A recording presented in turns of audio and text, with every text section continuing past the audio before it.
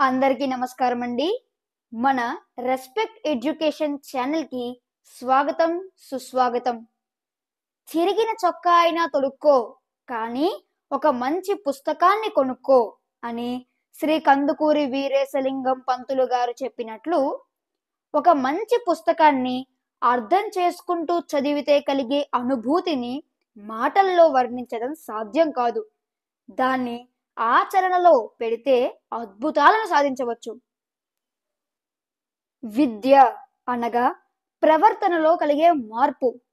విద్య అంటే కేవలం తరగతి గదిలో బోధించే పాఠ్యాంశాలు మాత్రమే కాదండి.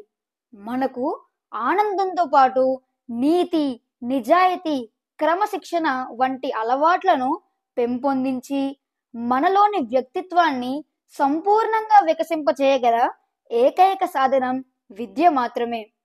అటువంటి వ్యక్తిత్వ వికాస కథలను మీకు వినిపించి ఆనందింప చేయాలన్నదే నా ఈ చిన్న ప్రయత్నం. ఇక ఈ రోజు కథలోకి వెళ్దామా? ఈ రోజు కథ పేరు పెద్దల హితవాక్యం ఉపేక్షిస్తే. ఇక కథలోకి వెళదామా? ఒక ఫలానా ప్రాంతంలో సురపొన్న చెట్లు ఏపుగా పెరుగుతున్నాయి. ఆ చెట్టు కాయలను చక్రవాక పక్షులు ఎంతో ఇష్టంగా తింటాయి. అందువలన ఆ చెట్ల మీద చక్రవాక పక్షులు గూళ్ళు కట్టుకుని జీవించసాగాయి. చక్రవాక పక్షులను గ్రామీణ స్త్రీలు ఎంతో ప్రీతితో పెంచుకుంటారు. వేటగాళ్లు ఈ చక్రవాక పక్షులను ప్రాణాలతో పట్టుకుని మంచి ధరకు అమ్ముతారు. పట్టుకునే సమయంలో ఆ పక్షులు గాయపడితే వేటగాళ్లు వాటిని మంచి ధరకు అమ్ముకోలేరు. కనుక వారు ఆ పక్షులను పట్టుకునేటప్పుడు అమిత జాగ్రత్త వహిస్తారు. ఒకప్పుడు హిమాలయ ప్రాంతం నుండి 25 చక్రవాక పక్షులు సురపొన్న చెట్లున్న ఈ ప్రాంతానికి వలస వచ్చాయి. ఆ పక్షులు ఒక సురపొన్న చెట్టు మీద గూళ్ళు కట్టుకుని ఆనందంగా జీవించసాగాయి. ఈ పక్షుల నాయకుడు సుందరకీర్తి. ఈ సుందరకీర్తి తాత పక్షి పేరు స్తుతమతి. తాత పక్షి అయిన స్తుతమతి అనుభవజ్ఞుడు, వివేకవంతుడు, ముందు చూపు గలవాడు. సుందరకీర్తి యోగప్రాయంలో ఉన్న పక్షి. లేరికి లేచిందే పరుగులా ఈ సుందరకీర్తి కించిత్తు కూడా యోచించకుండా నిర్ణయాలు తీసుకుంటాడు. పెద్దలను సంప్రదించకుండా ఇష్టానుసార నిర్ణయాలు తీసుకోవడం వలన చిక్కుల్లో పడ్డ సందర్భాలు కూడా లేకపోలేదు. ఇతడికి అనుభవం అంతంత మాత్రమే, ముందు చూపు శూన్యం, అహంకారం మోతాదుకు మించే ఉంది. సుందరకీర్తి తప్పుడు నిర్ణయాలతో చిక్కుల పాలైనప్పుడు స్తుతమతి తన అనుభవాన్ని, వివేకాన్ని రంగరించి మనవన్ని చిక్కుల నుండి కాపాడుతూ వచ్చాడు. తన తప్పుడు మరియు సమగ్ర ఆలోచన లేని నిర్ణయాల దుష్ఫలితాలను చవి చూసినప్పటికీ వాటి నుండి సుందరకీర్తి ఎలాంటి గుణపాఠాన్ని నేర్చుకోలేదు. ఒకరోజు ఈ చక్రవాకాలు గూడు కట్టుకున్న చెట్టు కింద ఏపుగా బలమైన తీగలతో కూడుకున్న మాధవీలత పువ్వుల తీగ ఎదగనారంభించింది. దాన్ని తాత పక్షి అయిన స్తుతమతి గమనించాడు. తరువాత స్తుతమతి తన మనవడు సుందరకీర్తితో, మనం ఉంటున్న ఈ చెట్టు కింద ఇప్పుడు కొత్తగా ఒక మాధవీలత పువ్వుల తీగ ఎదగనారంభించింది. ఈ తీగ వేగంగా ఎదిగి త్వరలోనే చెట్టు మీదకు చక్కగా వ్యాపిస్తుంది. ఈ తీగ వేగంగా ఎదిగే లోపు మనం ఇక్కడి నుండి వేరొక చెట్టుకి మన స్థావరాన్ని మార్చుకోవాలి.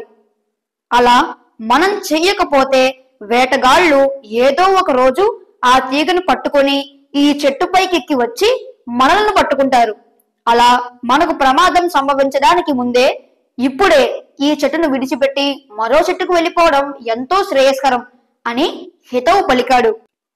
ఆ మాటలు విన్న సుందరకీర్తి, తాత, నువ్వు భయస్థుడవు.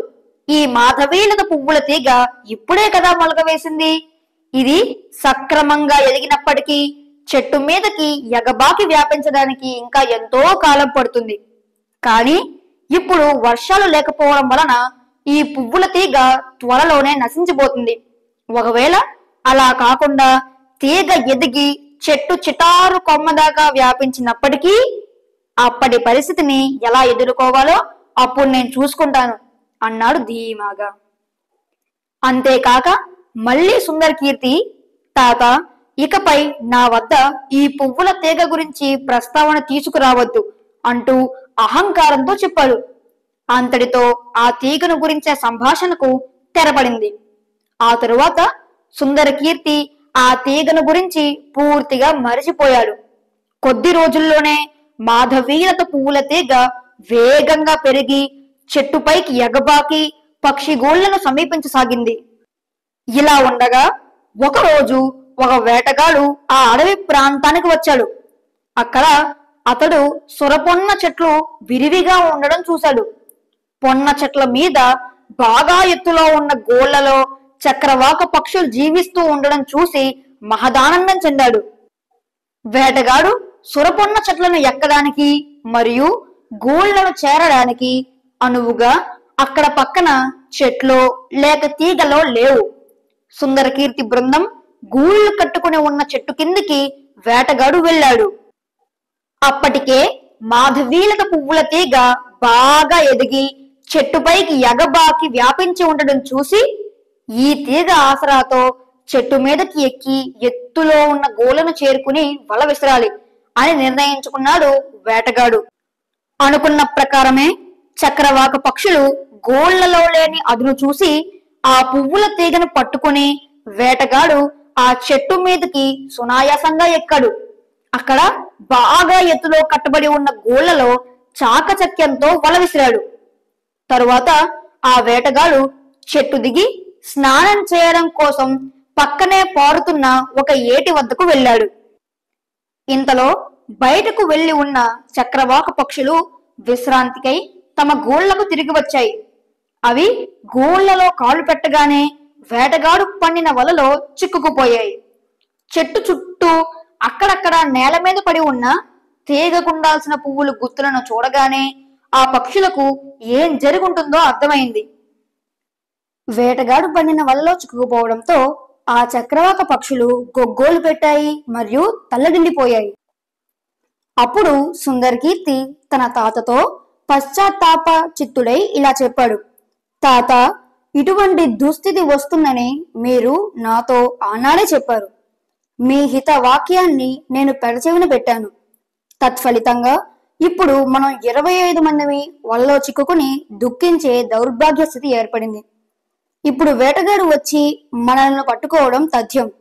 అతడు మనలను చంపేస్తాడు, లేదా అతడి వద్ద నుండి మనలను కొనుగోలు చేసిన వారు మన రెక్కలు నరికి తమ ఇళ్లలో మనలను బానిసలుగా ఉంచేసుకుంటారు. ఇలాంటి అంతులేని దుఃఖం మనందరికీ వాటిల్లడానికి నేనే కారణం. నేను పక్షుల నాయకునిగా ఉండడానికి పూర్తి అనర్హుణ్ణి అంటూ విలపించసాగాడు. ఏటిలో స్నానం చేసిన వేటగాడు తను తెచ్చుకున్న సద్ది మూటను విప్పి తృప్తిగా తిన్నాడు. తరువాత అతడు నెమ్మదిగా తను వల విసిరిన సొరపొన్న చెట్టు వద్దకు వచ్చాడు. అక్కడ తను విసిరిన వలలో చిక్కుకున్న పక్షులను చూడగానే అతడు ఆనందభరితుడయ్యాడు. వేటగాడు పువ్వుల తీగను పుచ్చుకుని చెట్టు మీదికి ఎక్కి అక్కడ వలలో చిక్కుకున్న 25 చక్రవాక పక్షులను పట్టుకున్నాడు. ఈ విధంగా పెద్దల హితవాక్యం నిర్లక్ష్యం చేసి అహంకారంతో విర్రవీగిన సుందరకీర్తి తను నశించడంతో పాటు తన వారి నాశనానికి కూడా కారణమయ్యాడు. ఈ కథలోని నీతి: ఏ సంస్థకైనా సంఘానికైనా మంచి నేతృత్వం ఉండాలి. అలా దక్షత కొరవడిన నేతృత్వంలో ఏ సంస్థ గాని లేదా సంఘం గాని మనలేదు. చివరకు అది నశించి తీరుతుంది. ఓకే ఫ్రెండ్స్, మరో మంచి కథతో మళ్ళీ కలుద్దాం. అంతవరకు సెలవు.